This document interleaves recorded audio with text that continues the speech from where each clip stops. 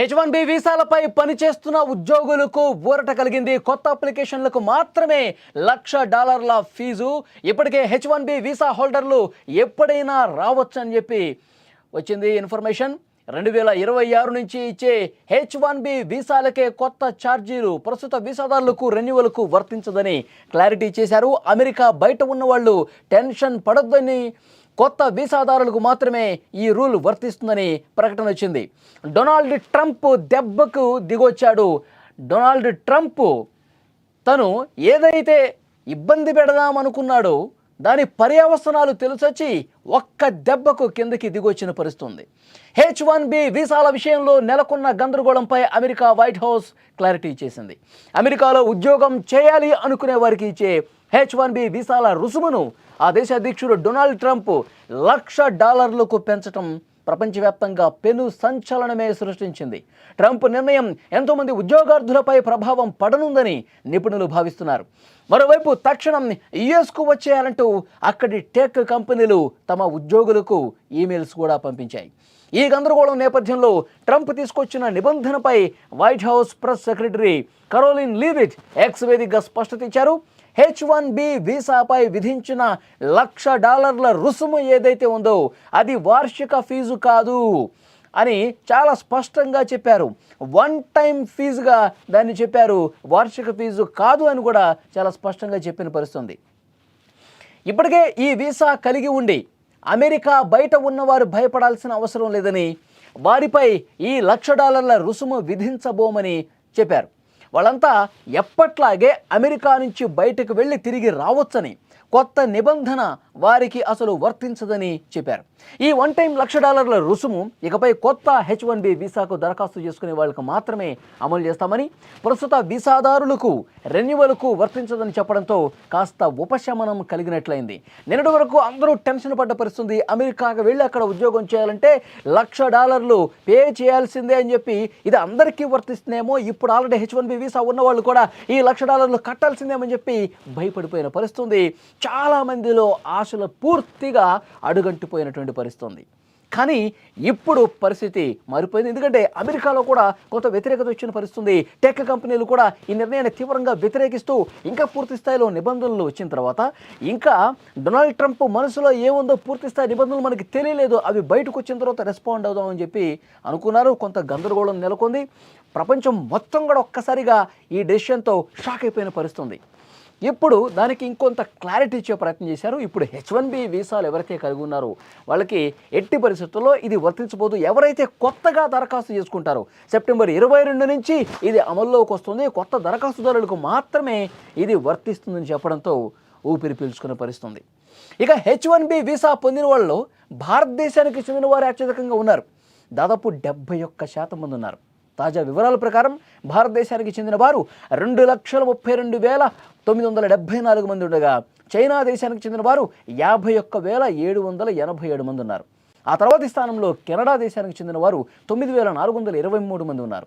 దక్షిణ Korea 4,800, Mexico 3,646, Nepal 2,629, Brazil 2,567, Pakistan 2,551, Philippines దేశం నుంచి 2,460 మంది ఉన్నారు.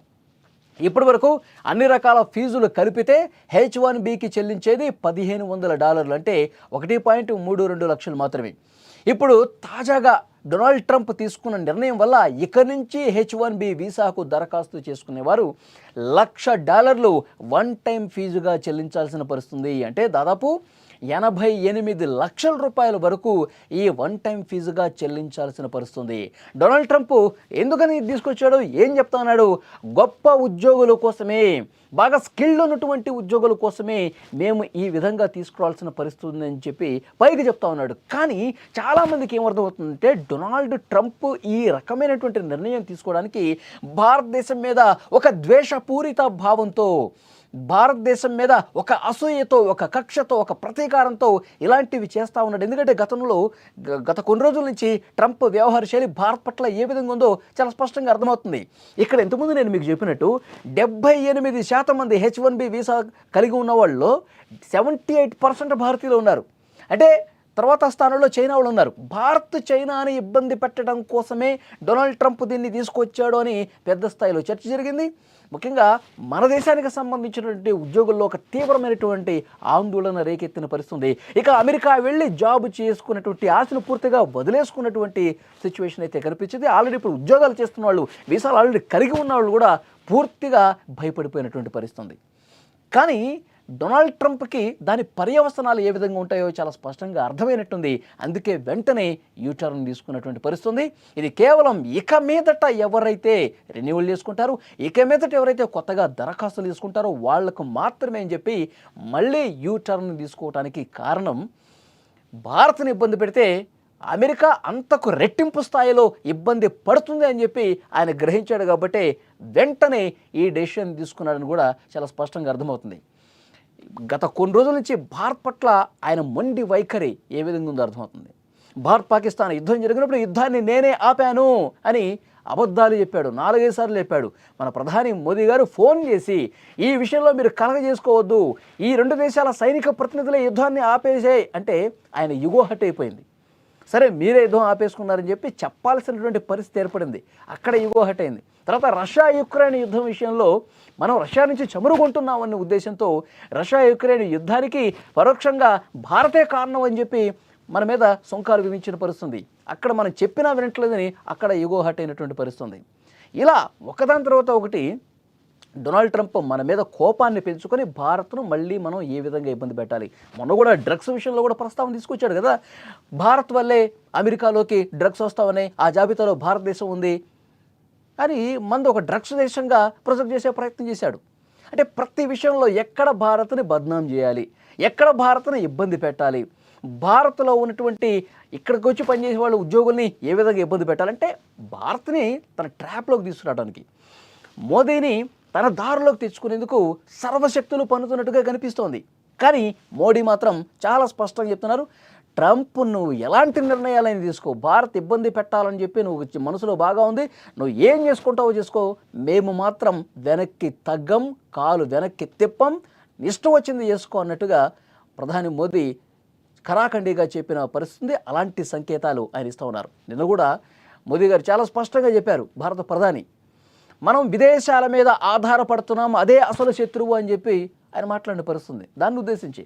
సో డెఫినెట్గా ఏది ఏమైనప్పటికీ కూడా భారత్ భయపడటం లేదు. ట్రంప్ యూటర్న్ తీసుకున్నాడంటే ట్రంపే భయపడ్డాడని దీన్ని బట్టి మనం అర్థం చేసుకోవాలి.